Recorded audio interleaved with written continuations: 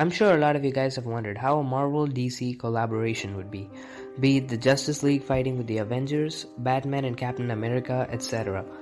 But what if I told you that it's already happened? Hello guys, Prey here, and today I'm going to be talking about one such crossover, which is Batman and Spider-Man.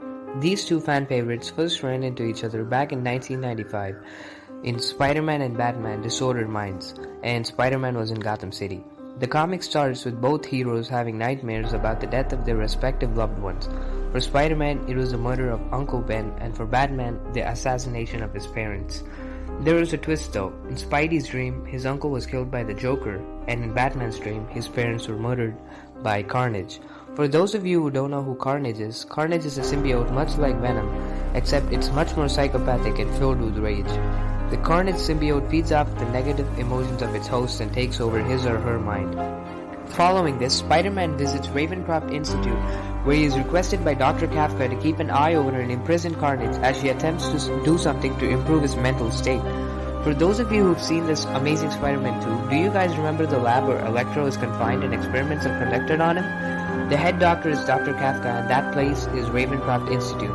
Kafka is, however, a girl here and is a psychiatrist. Suddenly, Carnage breaks out of its prison and fights Spider-Man briefly before being subdued by the microwave guns of the guards. Carnage is suppressed and his host, Cletus Cassidy, is left unconscious. While in shock of how Carnage escaped, they are joined by Dr. Breyer, who is a behavioral psychologist appointed by the congressional community to look over cases like Carnage.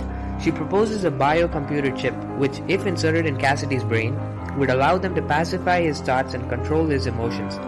Spider-Man and Dr. Kafka are initially opposed to this, but Dr. Breyer had already started the treatment in the time she was talking to the two. Meanwhile, in another part of Gotham, Batman foils the Joker's attempt to infect the city with Joker venom using bats. He stashes the Joker at Arkham Asylum. Dr. Breyer and Dr. Kafka visit Arkham Asylum to propose the idea of the biochip to Dr. Arkham, the head psychiatrist of Arkham Asylum. Breyer shows Cletus Cassidy and demonstrates the effect of the chip. She says that the insanity of the Joker could be controlled this way, and Dr. Arkham agrees to the implantation of the chip. Breyer proudly holds a press conference showing off a controlled Joker and Cletus Cassidy and tells the world the wonders of the biochip. When the press conference is over, Breyer is escorted by a driver who hesitates to drive with Carnage and the Joker and without any guards. Breyer consoles him, saying they are quote-unquote dead, when Carnage explodes and mauls the driver. The car crashes and Carnage says the chip has no effect on him and was waiting for the right time to burst out. He holds Dr. Breyer and Joker as his hostages and leaves the car. All the guards stand perfectly still when one of the guards reveals himself to be Batman. While Carnage is talking to Batman, Spider-Man swings in and rescues Breyer. An enraged Carnage is then attacked by both Spider-Man and Batman and creates a distraction by injuring the guards.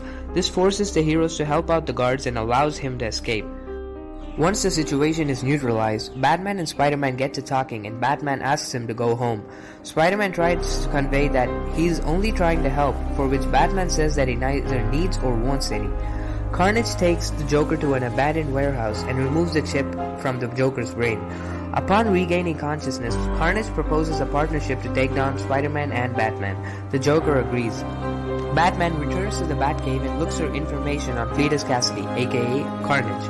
Unable to understand his mentality, Batman pours his frustration on Alfred and leaves the Batcave saying he has something to attend to. In the meantime, Spider-Man swings through Gotham City and saves a woman from a crazed thief. To his surprise, he is met by Batman, who apologizes for earlier and says a friend who knows about Carnage would do him a great deal of help. The Joker and Carnage meet in one of Joker's hideouts and start to brainstorm. Joker suggests that they put Joker venom into millions of Jack-in-the-Boxes and gift it to children. Carnage is opposed to this and says he is more fond of the traditional way of killing and mass murder. The Joker is disgusted, leaves the place, and blows it up behind him with Carnage still in it. Batman and Spider-Man track down Carnage by tracing the remains of his chip. They were, however, walking right into a trap, and Carnage seizes Batman, saying he would rather die than submit.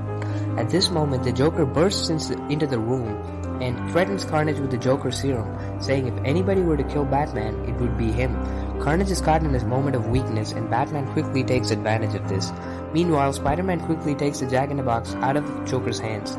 Batman talks a frightened for his life Carnage symbiote into submission, and Spider-Man catches the Joker, who dares him to kill him, as he would enjoy nothing more than turning a good heart evil. Spider-Man suppresses his emotions and knocks conscious. Carnage and the Joker are both caught, and Spider-Man and Batman go their own ways after a hearty handshake.